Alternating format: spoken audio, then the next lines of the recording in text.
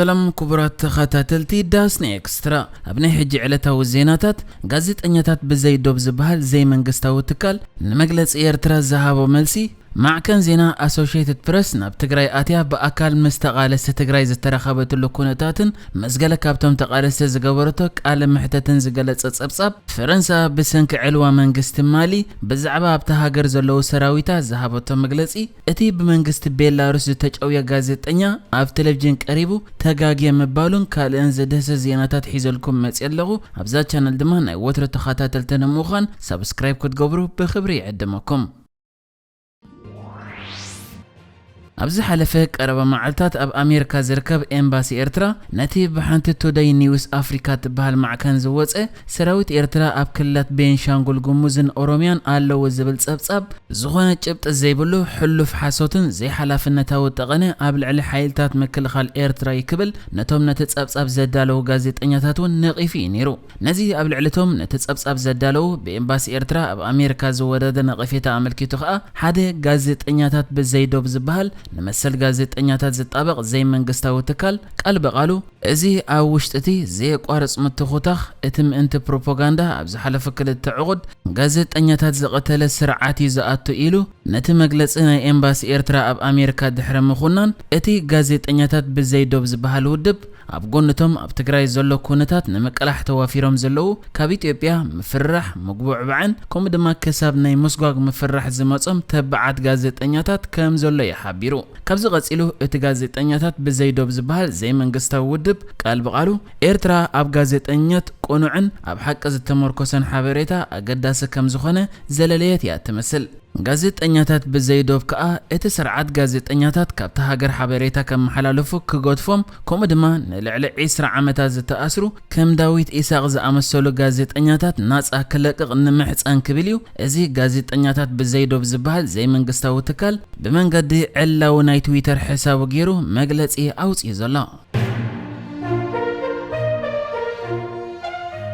أبز حلف عمت ورح عسرت حدث تولع كينا تجراي كسب حجي يقصلالو يبهلو لابزل أوان مع كان زينا Associated Press نمجمر تاجزيه مستقال استحيلتا تجراي بأكل زتراخبتلو كونتات زقلت أب زرق حلا غازت أنياتات مع كان زينا Associated Press نابتا زكينات كابز جمر حنساب حيلتا تجراي حنسابون سراويت فدرال اندحازو مبر رايز قبرولا بزح كينات زتخيد الله كتما حوزينين بزيهم أبتي نسوم نابتا كتما زاتو لجزيه مالت زحلف ورح مشتع على الشوعته نتختما كاب سراويت فدرال حيلتا تግራይ تقوصاص إيروم يمصني حمم اذا ما كان بتصبصبات صحيفاتو كم زلخا قدماي منستر ابي احمد نزوم زرخبنايم تقالستي ግብረ ሽበራውያን ይዝብሎም ግን ኣብ ሓውዜን ዝረኸብናዮ ነፍስ ወከፍ ነባሪ ነቶም ተቃለስትን ሕወሓትን ዘለዎም ሙሉእ ደገፍዮም ገሊጾም በመባል እዛ ማዕከን ኣብታ ምስ ሓይልታት ትግራይ ዝተረኸበትላ ከተማ ዝነበራ ጻንሖት ያ ትገልጽ ካብዚ ቀጺላ ታ ማዕከን ምስ ሓደ ኣባል ሓይልታት ትግራይ ዝኾነ ኑር ሁሴን ዓብድል መጂድ ዝተረኸበት ኮይና እዚ ኣመንኩቡ ብረት ሓንጊጡ ኣብ ማእከልታ ከተማ መዛ ማዕከን ዝተረኸበ ኑር ሁሴን ዓብድል መጂድ ነዛ ማዕከን ኣብ ዝሃቦ መግለጺ ንዓና ህዝቢ መሪጽና ስለዚ ግብረ ሽበራውያን ኣይኮናን አብይ አሕመድ ይግብረ ሽበራዊ ህዝቢ ዝጭፍጭፍ ይግብረ ሽበራዊ በመባል ርኢቱ ዝሃበ ካብዚ ቀጺላ ዛ ማዕከን ምስ ሓንቲ ሰራዊት ኢትዮጵያ ምስ ዓመጽዋት ጥንስ ዝሓዘት ወል 19 ዓመት መንእሰይ ተረኺባ ነሳ ነቲ ጥንሲ ኣቀዲማ ከተካላኸሎ ፈቲና ሓገዝ ከም ዘይረኸበት ግን ኣብዚ ሕጂ እዋን ኣብዚ ኮይንካ ሞት ወጺኻ ሞት በመባል ስለዚ ወጺ ምስቶም ተቃለስቲ ከመውት ይመርጽ በመባልያ ኣብ ቀረባ እዋን ናብ ሓይልታት ትግራይ ከጽምበር ድሌት ከም ዘለዋ ነዛ ማዕከን ሓቢራ እዛ ማዕከን ጸብጺባቶ ከም ዘለኻ ምስቲ ምክትል ጊዜያዊ ማሕደር ትግራይ ክኸውን በአብይ አሕመድ ዝተመርጸ አበበ ገብረ ህይወት ዝበሃል በዓል ስልጣን ኣብ መቐለ ከም ዝተረኸበት ንሱ ኸኣ ከምቲ ዝደልይዎ ደገፍ ናይ ህዝቢ ይረኽቡ ከም ዘየለውን እቲ ተተኺሉ ዘሎ ጊዜያዊ ምምሕዳር ከኣ ብህዝቢ ብዙሕ ዘይእመን ከም ዝኾነ ከም ዝሓበረ ያገሊጻ ዘላ እዛ ማዕከን ወሲኻ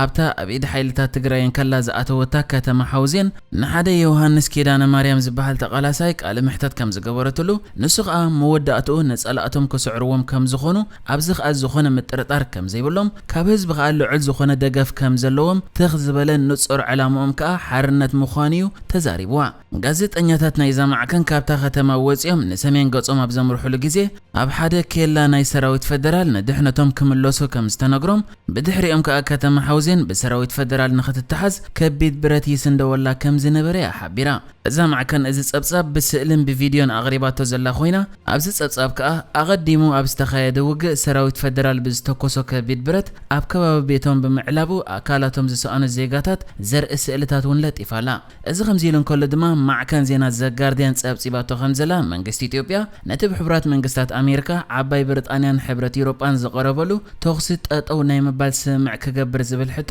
ነጺግዎ ከም ዘሎን እቲ መንግስቲ ከዓ ነቲ ሕጊ ናይ ምኽባር ስርሒት ዝብሎ ኣብ ሓጺር ግዜ ክዛዝሞ ከም ዝኾነ ሓይልታት ትግራይ ብኽልተ ቦታ ዓሪዶም ከም ዘለው ኣብ ዝቐጽል መድረኽ ከዓ እቲ ሕጊ ናይ ምኽባር ስርሒት ክንውድኦ ኢና ብምባል ነቲ ናይ ኣሜሪካን ሕብረት ኤውሮጳን ብሪጣንያን ጻውዒት ምቁራጽ ተኽሲ ነጺግዎ ከም ዘሎ እያ ጸብጺባ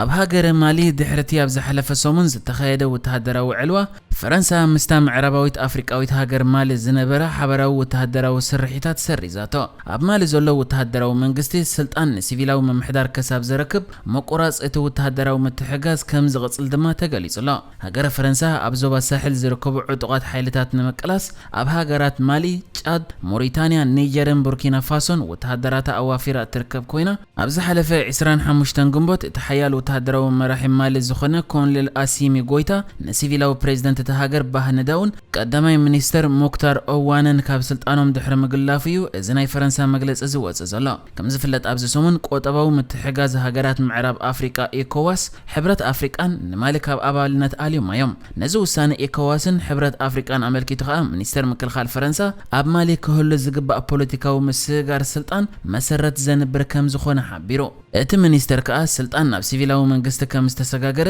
መራገጺታት ክሳብ ንረክብ ፈረንሳ ንግዚኡ ሰራዊት ምክልኻል ማሊ ተካይዶ ዝጸንሐት ሓበራዊ ወተሃደራዊ ስርሒት ከተቋርጽ ወሲናላ ክብል ተዛሪቡ ፕሬዝደንት ፈረንሳ ኢማኑኤል ማክሮን እውን ኣብ መጀመርታ እዚ ሰሙን ኣብ ማሊ ዘሎ ፖለቲካዊ ዘይምርግጋእ ነቲ ሃገር ናብ እስላማዊ ኣኽራርነት ዝመርሓ እንተደኣ ኮይኑ ፈረንሳ ወተሃደራታ ካብ ማሊ ከም እተውፅእ ምጥንቃቑ ይዝከር እዚ ይኹን እምበር ሰራዊት ፈረንሳ ካብቲ ዞባ ጠቕሊሉ እንድሕር ወፂኡ ኣብቲ ከባቢ እስላማዊ ጉጅለታት መስፍሕፋሕ ከይጅምሩ እዩ ዝስጋእ ኣብ ዝሓለፈ ወርሒ ግንቦት ኣብ ሚንስክ ቤላሩስ ካብታ ብክሊ ኣየር እቲ ሃገር ተሓልፍ ዝነበረት ነፋሪት ዝተጫውየ ቤላሩሳዊ ጋዜጠኛ ሮማን ፕሮታሰቪች እንዳነብዕን ከሎ ናይ ጋዜጠኛ ቃለ መጠይቅ ከም ዝገበረ ተገሊጹ ኣብቲ ቃለ መጠይቁ አንጻር መንግስቲ ሰልፍታት ተቃውሞ ይውድብ ከም ዝነበረ ብምግላጽ ንፕሬዝደንት እቲ ሃገር ዝኾነ አሌክሳንደር ሉካሼንኮ ናዕዳ ከም ዘለዎ ከዛረበን ከሎ ስድራት ጋዜጠኛ ግና ተገዲዱ ነቲ ቃለ መጠይቅ ገይሩ ክብሉ ተዛሪቦም ኣለው ወዲ 26 ዓመት ሮማን ፕሮታሰቪች ከሳብ ዝሓለፈ ዓመት ኤዲተር ናይታ በቴሌግራም እትዝርጋሕ ኔክስታ ቻነል እትበሃል ማዕከን ዜና ዝነበረ ኮይኑ በዚ ምኽንያት ኣብ ዝርዝር ኣብ ግብረ ሽበራ መንቀሳቐሳት ዝነጥፉ ውልቀ ሰባት እቲ ሃገር ኣትዩ ጸኒሑ ኣብቲ መንገዲ ዕላው መደበር ቴሌቪዥን እቲ ሃገር ኣጋምሸ ዝተመሓላለፈ ቃለ መጠይቅ እቲ ኣብ ትሕቲ ቀይዲ ዘሎ ጋዜጠኛ ነቲ መደበር ቴሌቪዥን ብፍቃዱ ከም ዝተዛረበ ክገልጽ እንከሎ ነቲ ፕሬዝደንት ንምዕላው መደብ ከም ዝነበረ ከዓ በቶም ካልኦት ጋዜጠኛታት ተሓቢሩ ኣብቲ ቃለ መጠይቅ ከዓ እቲ ኣብ ትሕቲ ቀይዲ ዝኣተወ ጋዜጠኛ ፕሬዝደንት ሉካሼንኮ ብዙሕ ይቃወሞ እኳ እንተነበረ ጸኒሑ ግና ትክክለኛ ነገር ይሰርሕ ከም ዘሎ ስለ ዝተረዳእኒ ከኽብሮ ጀሚረ ክብል ተዛሪቡ ኣብ መወዳእታ ቃለ መጠይቅ ገጹ ብንብዓት ክሕጸብ እንከሎ ዝረአ ጋዜጠኛ ሓደ መዓልቲ ተመሪዑ ሓዳር ክምስርትን ቆልዑ ክወልድን ተስፋ ከም ዝገብር ተዛሪቡ እዚ ይኹን እምበር ወላዲ እቲ ጋዜጠኛ ንማዕከን ዜና ኣጃንስ ፍራንስ ፕረስ ኣብ ዝሃቦ ርእይቶ እቲ ቃለ መጠይቅ ከም ዝሕዘኖ ክገልጽ እንከሎ ወደይ ድሓን ከም ዘይኮነ ይፈልጥ እየ ከምዚ ከም ዘይብልውን ይኣምን እየ ይኹን እምበር ዝደልይዎ ነገር ንኽዛረብ ጸቕጢ ገይሮምሉን ልቡ ሰይሮሞን ክብል ተዛሪቡ ንሕጂ ዝተዳለወ ዜናታት እዚ ነይሩ ብካልእ ክሳብ ንራኸብ ሰላም ንዓኹም